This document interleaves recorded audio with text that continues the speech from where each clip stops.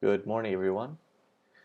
Not such a good day in crypto after a 2.65% decrease over the last day. The global crypto market cap now stands at 2.17 trillion. It had reached almost 3 trillion a couple of weeks ago when Bitcoin was 69,000, and it's retreated back to 2.17 trillion. If we have a look at the top 10 coins, Bitcoin is down. Yesterday was 49,000. Now it's down by 2% to 47,000. Ethereum, surprisingly, which is more resilient to macro news, is down by almost 4.2%. Solana's down by 4%. Cardano's almost down by 4%. XRP is down by 2.21%. Look at this. Look at this. Dogecoin up by almost 23%. We'll get to that a bit later. I'll let you guys know why. Look at this chart. It just shot up by 22%, and we'll get to that a bit later. Polkadot is down by 6%, Terra by 3.4%. So as you can see, the markets are bleeding a little bit, not as much as we thought it would. With the news that tapering is going to take place and the Feds are going to meet to decide on the rate hikes on Wednesday. Moving on to the Bitcoin chart, we can see that it stands at 47,000. If we zoom in, we see a support at 46,000. If it breaks the support level, I think it's going to stabilize at around 40,000. 40,000 is the lowest Bitcoin I think will go. It's a support level where it was achieved in September 21st to October 1st, before it actually shot up to 69,000. This was actually the support level for a bit. I think that if Bitcoin goes down again and reaches this level, it will just keep trading in between this band before any news comes along, whether positive or negative, that will make the markets move. As you can see here, before it actually reached the support level, there was a massive buy up the other day when it reached 42,000. So now currently 47,000. A lot of people, I think, they are panicking, but I don't think it's a reason to panic. It's just bad news in the market and some leverage shakeouts. An article from CoinDesk states that Bitcoin, Ether tumble ahead of Federal Reserve meeting. So what's happening is that the Fed is expected to release the decision on Wednesday whether it will move faster to wind down its bond purchases, so increase tapering, or whether they're going to keep printing money. Also, we're going to see whether they're going to increase interest rates.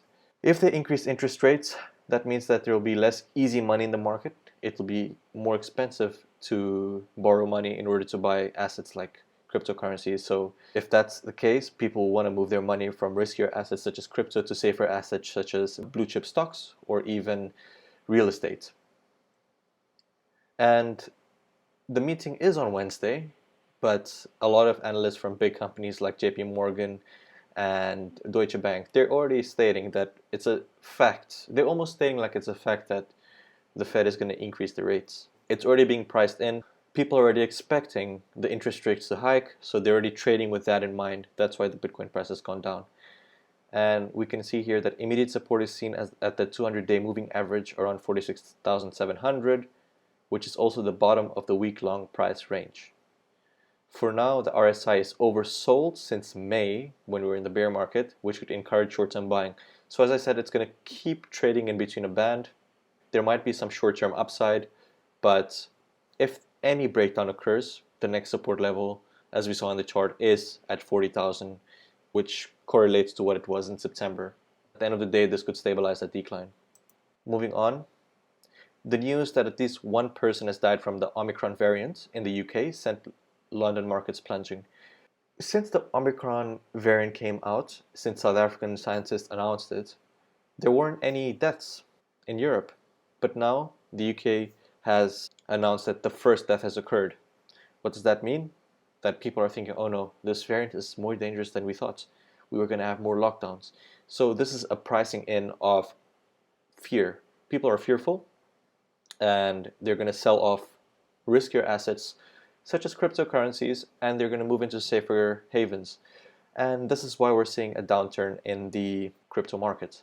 So William Suberg from Cointelegraph says that the Bitcoin price dip may end on Wednesday as Bitfinex bids hint at Fed buy the news plans. So on December 14th, which is today, bids began increasing on major exchange Bitfinex. Bitfinex actually has a lot of leverage positioning trading, so it's a good way to see whether people are bullish or bearish. So if there are more longs than shorts, people are generally bullish, and vice versa. People began increasing their bids on Bitcoin in a conspicuous sign that the market believes that the Bitcoin USD pairing is destined to rise. Analyst Will Clemente, who is a very good analyst, and I follow his Twitter account. He has very good insights. He says that the FOMC has a good chance to be a sell the rumor, buy the news event. What does this mean? Simply what I said before 2 articles ago, that people already expect the interest rates to go up. People already expect tapering to happen. So they're selling the rumor, they're selling Bitcoin, and they're moving on to safer assets. Buy the news, which means that news will come out that interest rates have been hiked, and they're going to buy Bitcoin because the dip has already been priced in, so people want to get into that low price. Despite this, there is increasing evidence of bearish whales on the exchange order books. They're shorting a lot of positions, but we have a good amount of bulls as well in the market, which is increasing the bids. For example, in Bitfinex, there are some whales that are not buying yet. They expect the price to go down. As I said before, any small news can make the price go down to 40,000, which is a support level. That's where the whales have their buy orders at 40,000. And if we see a red candle going down to 40,000, we'll see that being bought up in less than 5 minutes. On Wednesday's hearing on digital assets and the future of finance, hearing with the House Committee on Financial Services, the congressperson Ted Budd said that he feared that current policy of regulation by enforcement in the United States could force the next generation of financial tech to be created outside of the country. And also, speaking on behalf of Bitfury, Brooks said, there are some products that are legal in other countries and are just not legal here. And one of the things that makes crypto risky is that consumers may not understand the difference between one token and another token. They might want to diversify, and that's not allowed in the United States. It's allowed in Canada. It's allowed in several other countries like Portugal, Singapore, Germany, South Africa, but it's still not allowed in the US. If you're a developer of an ETF in the US, they basically say, no, you can't do that here. So obviously they're going to move abroad. The ETF creators aren't going to sit on their butts and just say like, oh man, we can't create ETFs in the US, so let's just give up. They're going to move into a jurisdiction where they're allowed to create ETFs and people are going to trade them. So these companies that don't have an opportunity to open in the operations in the US have moved to Canada. They have successfully applied with local regulators for ETFs, and they've gotten these ETFs, and these have direct exposure to crypto. They weren't able to do this in the United States. One major problem with the US regulation is their fragmented approach. What happens is when I hear people talk about the idea that we need one regulator for crypto, I would say we should have one regulator for banks, but we have 3 of them. So if we have 3 regulators for banks, how are we going to only have one regulator for crypto? It doesn't make any sense. A lot of other countries only have one regulator for banks. The US has 3. The code says, if I'm a crypto lending platform, I should probably be regulated by the FDIC. If I'm a crypto trading platform, I should probably be regulated by the CFTC and the SEC. But somehow we treat crypto, because it's new, as different than everything else. I'm going to argue that crypto is just a step function improvement in the system. Because of this bureaucracy and fragmented approach to regulation, it becomes very, very difficult for cryptocurrency companies to operate in the United States, especially the ones that want to offer liquidity products such as ETF. It's very, very hard to get them approved because they have to go to one regulator and then jump to another one, and then they jump to another one. So if you have 3 or 4 regulators and one of them declines while you got approval from the other 3, I mean, there's nothing you can do. You just have to sit down and accept that you weren't able to get it. And the US is behind the curve on the crypto ETF. And he proposed that regulators treat crypto in much the same way as traditional financial institutions, rather than creating an entirely new body to create a single framework for digital assets, which make a lot of sense. If you want to create a different institution, that will take a long time, and cryptos will continue to become unregulated. If you just incorporate that into the banking system, you'll be able to control the crypto industry. You'll be able to regulate it. The prices are going to stabilize. All these pump and dump schemes will probably end because of regulation. and both sides win. I mean, regulation is not a bad thing. We need rules and regulations. This is why scams are happening in the crypto industry, because there is no regulation. It's the wild, wild west. It's like Texas in the 1800s, where they police themselves. If you police yourself and there are some greedy people in the market, they're going to take advantage of that. So a bigger entity like the US government has to come in play to create a framework for how cryptocurrency and blockchain works. And this is what Brian Brooks is trying to get here. Moving on to some more brighter news. Dogecoin is up over 20% as Elon Musk teases Tesla merchandise plan. It surged after Tesla CEO Elon Musk said that the electric car maker would accept Dogecoin as payment for its merchandise. Tesla they want to create merch and they want to accept Doge for payment for those merch. He says that we'll see how it goes. We all know that Elon Musk is a proponent and has always been a big fan of Dogecoin. He has previously lent support to Dogecoin development and adoption, even though their creators abandoned the project in 2015. We have to remember that he has regularly tweeted about Dogecoin. He has talked good things about Dogecoin. I don't know if he's messing with people's minds, but every time he tweets about Doge, the price jumps. Also, he has stated that he was working with Dogecoin developers to improve system efficiency. That news itself drove prices up by 22%.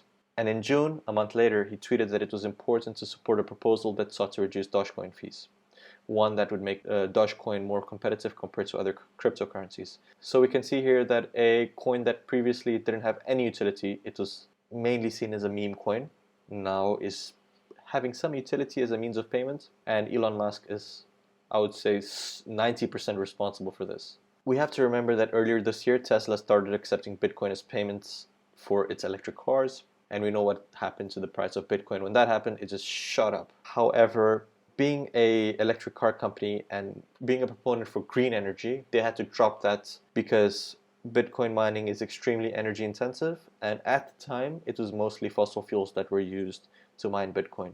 It caused a pump, and once he announced that we're scraping the acceptance of Bitcoin as payments for Tesla vehicles, the price went down again. Moving on, Brazil's stock exchange B3, which is Brazil's main and only stock exchange, planned to enter the crypto market in 2022. They want to explore opportunities in asset tokenization, digital asset custody, and crypto as a service segments.